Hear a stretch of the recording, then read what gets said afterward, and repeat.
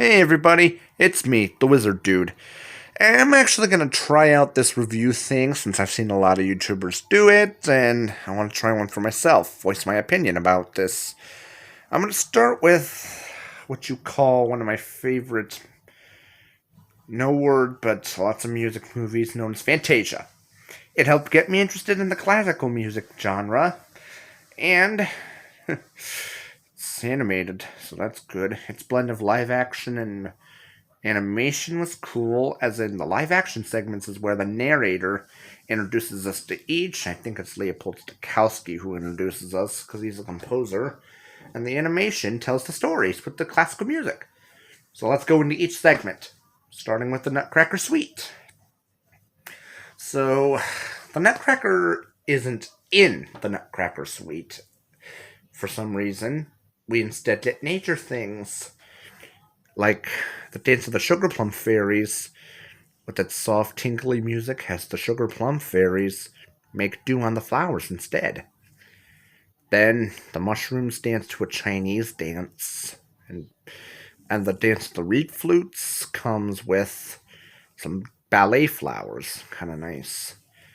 Next, we have the Arabian dance with some fish in the water, and then the Russian dance, or Trepak, the kind you hear at Christmas time, is done by some thistles who act like Cossack dancers. Last but not least comes Waltz of the Flowers, which I'm sure everybody's heard once or twice. There's 3 seasons: summer, autumn, winter. The fairies there make the seasons happen, and if you know Kingdom Hearts Symphony of Sorcery, Riku goes into those 3 places to get his sound idea. So, that's the Nutcracker Suite for you. Next up comes everybody's favorite, The Sorcerer's Apprentice, starring Mickey Mouse. Obviously, you can tell. This was back when he was working with Master Yensid as his apprentice, before he became the king of Disney Castle, So, the moral of this story is, don't mess with forces you don't understand, because when Mickey put on Master Yensid's hat, he tried messing with the broom, making it do all that stuff like putting the buckets, filling them, and emptying them. Yeah, he should be doing that himself, but hey, it's the story. What are you gonna do? The Cosmic Dream was fun, but one thing I didn't like is how the brooms multiplied after Mickey chopped it up. They should have been dead. That's that. The Rite of Spring is the longest of the segments and tells us not Igor Stravinsky's idea of how the spring rituals, but instead how the earth was formed. And it all starts with a bit of gas. And then comes a scary scene with the lava pond. Yeah, that bassoon makes the lava come to life. I'm telling you. And then the dinosaurs come after the sea creatures emerge, which they evolve. And then an epic fight, which can be kind of scary, between a T-Rex and a Stegosaurus. And the meteor, you know how that ends. After a 15-minute intermission comes Ludwig van Beethoven's The Pastoral Symphony, or number 6. He intended it for the countryside of Germany, but instead, Disney took a mythological approach.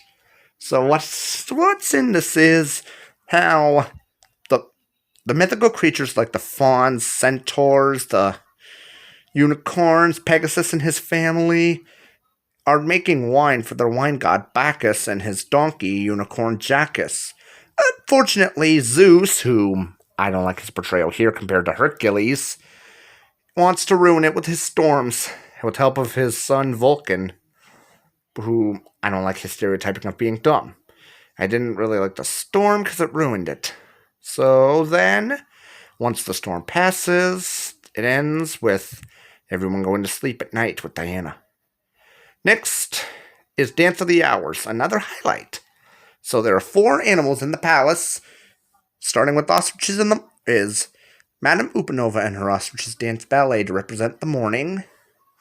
Then comes Hyacinth Hippo for afternoon with her hippos. then Bubba blowing with Elephant Sheen and the Elephants for evening, and then the shadowy dancers with Ben Ellie Gator and the Gators at night. And sucks that the palace had to crumble down. I don't like that. So, then comes the final one, and the scariest, but most epic. Modest Mussorgsky's Night on Bald Mountain, starring the villain of Fantasia, Chernabog, whom summons his beastly minions. Yeah, I was scared of Chernabog when I was a kid, but this demon from Slavic myth, you see, he doesn't scare me now. So, yeah, pretty awesome and cryptic sounding. So there's my review of Fantasia. Hope you all enjoy this. Be sure to like, comment, subscribe if you do, and you guys can ask me for anything else I can review. Anything at all. Thanks, and have a good day, everybody. See you next time. Okay?